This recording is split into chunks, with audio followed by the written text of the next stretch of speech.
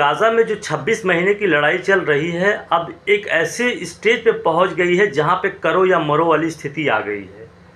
20 से 22 लाख लोग जो हैं भूखमरी के शिकार हैं, जो आज महीनों से उनको खाने और पानी की किल्लत हुई है। उसमें बच्चे, बूढ़े और औरतों का बुरी तरीके से स्टारवेशन हुआ है, भूखमरी हुई है। वो मरने की कगार पे आ गए हैं और हालात यहाँ तक पहुँच गए हैं कि ट्रंप जो अभी तक ये कह रहे थे नेतन्याहू से कि जल्दी से काम ख़त्म करो, उनको भी ये कहना पड़ गया कि हाँ वहाँ कुछ तो गलत हो रहा है।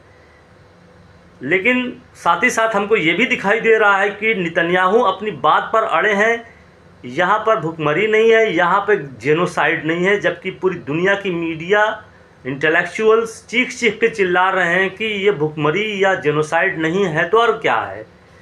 और ख़ास बात एक बार ये देखने को मिली है कि इज़राइल के खुद जो है ह्यूमन राइट ऑर्गेनाइजेशंस ने 2 रिपोर्ट निकाली हैं, उसका नाम दिया है आवर जेनोसाइड, कि हमारी जेनोसाइड।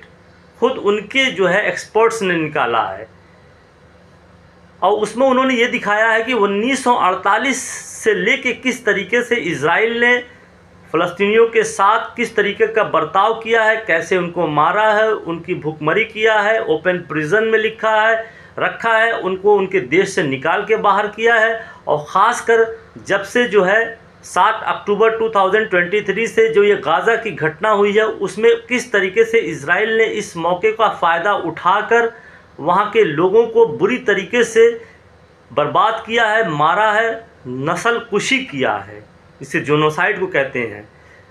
और बहुत से आर्टिकल्स भी अभी आ गए हैं न्यूयॉर्क टाइम्स वगैरह में, जिसमें जो है जेनोसाइड एक्सपर्ट्स ने ये कहा है कि स्टारवेशन को एज ए टूल की तरह इस्तेमाल किया जा रहा है और पूरी दुनिया में ये बात जो है बुरी तरीके से चर्चित है।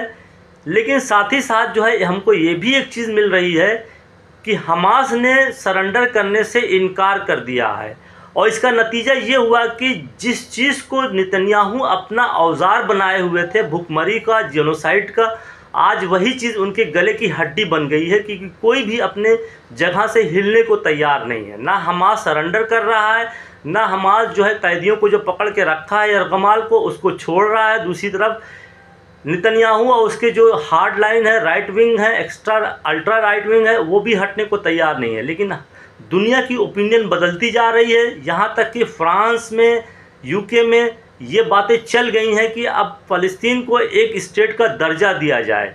लेकिन ये ज़्यादा नहीं है, कुछ अगर दर्जा दे भी देते हैं तो इससे कुछ बातें बनेंगी नहीं जब तक कि जो है फ़लस्तीन के 2 स्टेट सॉल्यूशन को जो है सॉल्व करके उसकी प्रॉब्लम को ख़त्म ना करें। और फिर जो है एक बार जो है इंटरनेशनल कोर्ट ऑफ जस्टिस में जो केस दिया गया था नेतन्याहू के ख़िलाफ़, उसमें तेज़ी आ रही है। लोग डिमांड कर रहे हैं कि क्यों नहीं जो है जजमेंट आ रहा है और जजमेंट दे के नेतन्याहू को फिर से जो है कटघरे में खड़ा किया जाए, उनको सज़ा दी जाए। और एक तरफ तो ये, दूसरी तरफ उनके इंटरनल जो है डोमेस्टिक पॉलिटिक्स में भी काफ़ी जो है बदलाव आ गया है। 1-1.5 साल में जो है इलेक्शन होने वाला है। नेतन्याहू सोच रहे थे वो मजबूत हो रहे हैं, लेकिन जिस हिसाब से गाज़ा में लोगों की हालत ख़राब हो रही है, ह्यूमैनिटेरियन असिस्टेंस की ज़रूरत है, उसको देखते हुए वहाँ की इंटरनल पब्लिक और वर्ल्ड की पब्लिक इनके ख़िलाफ़ हो रही है। लेकिन दोस्तों एक चीज़ और देखने को मिल रहा है कि इज़राइल अपनी जो है ग्रेटर इज़राइल का मंसूबा लगातार बढ़ाता जा रहा है। उसने सीरिया पे अटैक किया, लेबनान पे किया, ईरान पे किया। अब और भी problem, second round of war जो है चलने में, ऐसा कहा जा रहा है कि बहुत जल्दी ही सेकेंड राउंड ऑफ वार जो है बिटवीन इज़राइल और ईरान होने जा रही है। और इसके साथ ही साथ हमने ये भी देखा कि एक दूसरे के कैरेक्टर असैसिनेशन भी हो रहे हैं। मोसाद ने अभी एक ट्वीट किया, उसमें ये कहा कि आयतुल्ला खुमैनी जो ग्रांड लीडर ऑफ ईरान है वो ड्रग्स लेते हैं, आधे दिन ड्रग्स लेते हैं, आधे दिन उसी के नशे में पड़े रहते हैं।